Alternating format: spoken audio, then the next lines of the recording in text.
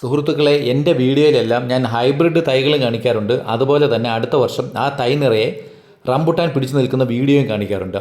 Rambutan ജനുവരി മാസം ആകുമ്പോൾ പൂക്കുവാനും കായ്ക്കുവാനും തുടങ്ങും. ഏകദേശം 2.5 വർഷത്തോളം പഴക്കമുള്ള ഈ തൈയിൽ നിന്ന് കഴിഞ്ഞ സീസണിൽ ഞാൻ 30 കിലോഗ്രാമോളം റംബുട്ടാൻ പറിച്ചു മാറ്റിയിട്ടുണ്ട്.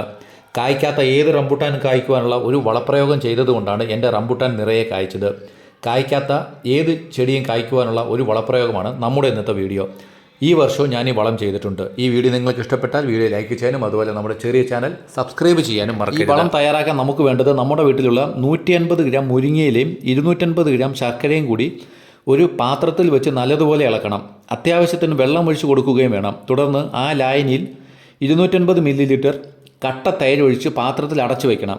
4 ദിവസം കഴിഞ്ഞ് ഈ ലായനി എടുത്ത് 5 ലിറ്റർ വെള്ളം ചേർത്ത് ചെടിയുടെ ചുവട്ടിൽ ഒഴിച്ചു കൊടുത്താൽ പിറ്റേ മാസം റംബുട്ടാൻ പൂക്കുവാനും കായ്ക്കുവാനും തുടങ്ങാം.